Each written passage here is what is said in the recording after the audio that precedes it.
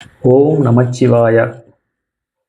போன வீடியோவில் 9 கிரகங்களையும் 9 கிரகங்களுக்கு ஜோதிட ரீதியாக கொடுக்கப்பட்டு இருக்கிற ஆண்டுகள் எவ்வளவுங்கிறதையும் பார்த்தோம்.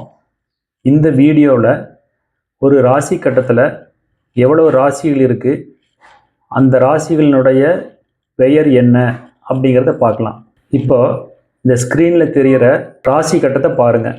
இங்கே 1 2 3 அப்படின்னு கிளாக் வைஸில் 12 வரைக்கும் போட்டிருக்கோம். இப்போ ஒவ்வொரு எண்கள் இருக்கிற பெட்டிக்கும் வீடுகள்னு சொல்லுவாங்க.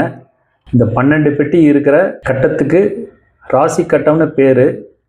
இங்கே 1 அப்படிங்கிறது மேச ராசியை குறிக்கும், 2 அப்படிங்கிறது ரிஷப ராசியை குறிக்கும், 3 அப்படிங்கிறது மிதுன ராசியை குறிக்கும், 4 அப்படிங்கிறது கடக ராசியை குறிக்கும், 5 அப்படிங்கிறது சிம்ம ராசியை குறிக்கும், 6 கன்னி ராசியை குறிக்கும், 7 துலா ராசியை குறிக்கும், 8 விருச்சிக ராசியை குறிக்கும், 9 தனுசு ராசியை குறிக்கும், 10 மகர ராசியை குறிக்கும், 11 கும்ப ராசியை குறிக்கும், 12 மீன ராசியை குறிக்கும்.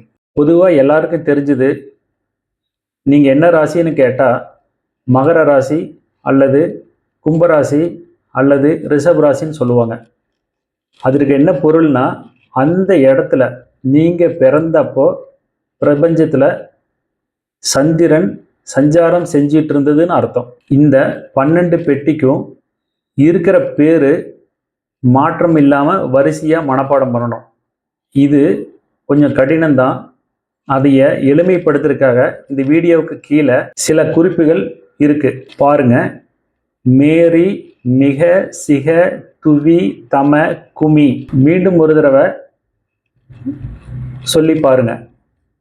மேரி, மிக, சிக, துவி, தம, குமி. இது வேற ஒன்றும் இல்லை, 12 ராசியினுடைய பெயர்களுடைய முதல் எழுத்துக்கள். அடுத்த வீடியோவில் சந்திப்போம். திருச்சிற்றம்பலம்.